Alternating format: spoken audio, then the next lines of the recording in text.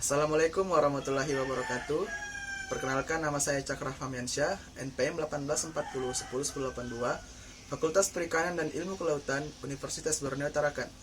Di sini saya akan menyampaikan dua materi, yaitu parasit pelatih helminthes dan parasit jamur. Mari kita langsung ke materi. Oke, kita masuk ke parasit pelatih helminthes. Parasit ini merupakan parasit yang tergolong dari cacing yang berukuran kecil dengan 4 pengelompokan, yaitu monogenia, digenia, termatoda, dan kestoda. Parasit Paralatiminthes ini yang paling banyak menyerang ikan dari kelompok atau kelas monogenia. Contohnya Gyrodactylius dan Dactylogerius. Parasit ini terdiri dari endoparasit dan ektoparasit, sama halnya seperti parasit protozoa. Oke, kita masuk ke ektoparasit.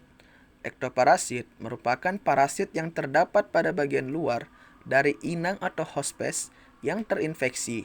Biasanya terdapat pada bagian kulit, insang, dan bagian mulut pada ikan. Beberapa parasit Platyhelminthes yang menyebabkan penyakit pada ikan diantaranya dari jenis Gyrodactyliasis, Dactylogiriasis, Diplozoonosis, Diplostomatosis, dan diplotomiasis. Mari kita bedah dari jenis-jenis tersebut. Yang pertama ada Gyrodactyliasis.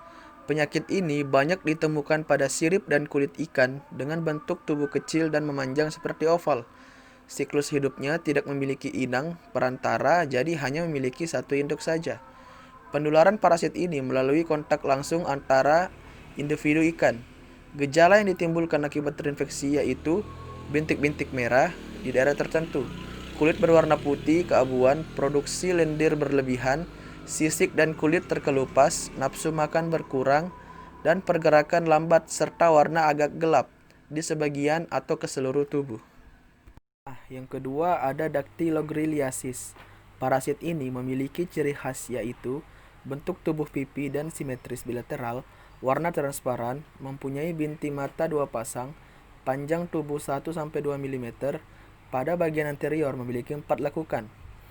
Biasanya, parasit ini menyerang benih ikan mas, terutama yang berukuran 3-10 cm, dan infeksinya tidak fatal kecuali intensitas penyerangan tinggi.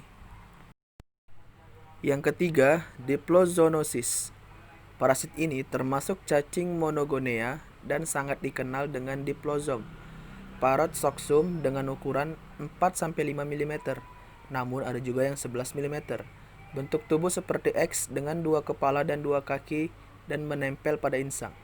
Bisa dilihat dari gambar di bawah ini. Ya, selanjutnya ada yang dinamakan diplostomatosis. Parasit ini digolongkan dalam cacing termatoda atau digenia. Parasit ini menginfeksi lensa mata ikan, sehingga merusak lensa mata ikan dan dalam waktu 10 hari dapat menyebabkan kematian. Parasit ini berukuran 0,5 mm dan telur 0,1 mm dengan perkembangan 3 minggu menjadi larva. Ya, sekarang kita masuk ke endoparasit. Endoparasit merupakan parasit yang terdapat pada bagian dalam dari inang atau hospes. Yang terinfeksi biasanya terdapat pada bagian daging pembuluh darah, ginjal jantung, dan hati serta organ lainnya. Beberapa parasit Platyhelminthes yang menyebabkan penyakit pada ikan diantaranya dari jenis Sanguinchlosis dan Lithococcusiasis. Nah, jenis yang pertama tadi yaitu Sanguinchlosis. Ini penyebabnya adalah parasit Termatoda yang ditemukan di darah ikan. Jika terinfeksi, terlihat pada insang yang berwarna pucat dan pergerakannya lambat. Jenis selanjutnya yaitu Lithococcusiasis. Penyebabnya ini adalah parasit Platyhelminthes kelas Cestoidea, genus Lithocetus dan spesies Lithocestus. Biasanya menyerang usus ikan lele dumbo.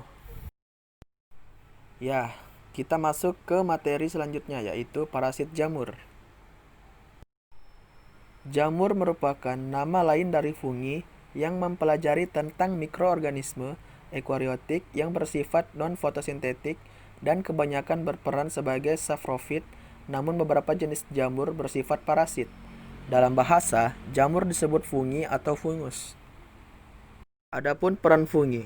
Peran fungi ada yang bersifat merugikan dan juga menguntungkan. Yang bermanfaat diantaranya adalah fermentasi alkohol, pembuatan tempe menghasilkan antibiotik, atau Praecilium notatum. Jamur yang bisa dimakan, edible mushroom, Variole flucco, Pleurotus osteratus, dan lain-lain.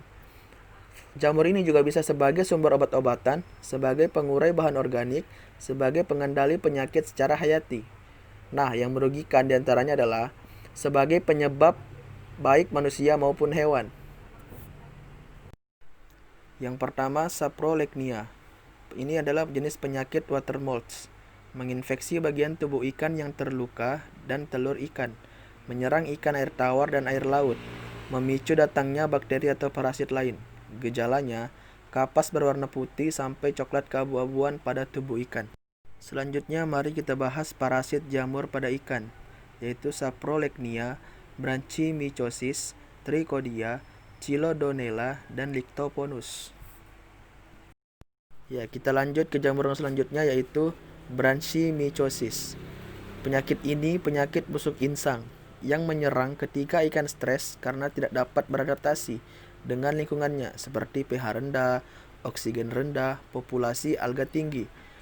Menginfeksi insang ikan. Gejalanya, ikan malas bergerak, kesulitan bernapas, dan insang berwarna pucat dan mulai mengeras. Parasit jamur selanjutnya yaitu Trichodia. Nah, ini dia menginfeksi kulit dan insang, menyerang ikan air tawar.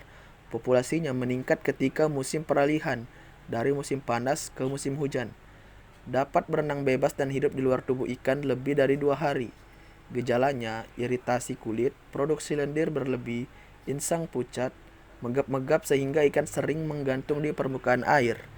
Nafsu makannya menurun, gerakannya lemah, sirip ekor rusak, dan berwarna kemerahan akibat pembuluh darah kapiler pada sirip pecah. Nah, parasit jamur pada ikan yang terakhir yaitu Lictoponus. Jamur ini jamur sistematik yang menginfeksi jaringan tubuh ikan, menyerang ikan air tawar dan air laut, menyebar melalui saluran pencernaan karena spora jamur termakan oleh ikan. Gejalanya, pada serangan ringan sampai sedang tidak memperlihatkan gejala, tapi pada serangan berat permukaan kulit akan terlihat kasar seperti permukaan amplas. Bentuk ikan dapat menjadi bengkok dengan luka berwarna putih keabuan. Terdapat benjolan pada organ yang diserang. Ya, kita lanjut ke parasit jamur pada ikan selanjutnya, yaitu Chilodonella.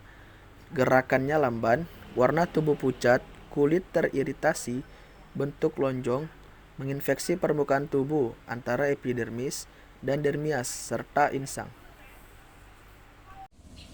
Terima kasih telah menonton video ini. Semoga materi yang saya sampaikan dapat menambah ilmu dan wawasan baru bagi kalian yang menonton, terkhususnya bagi diri saya sendiri.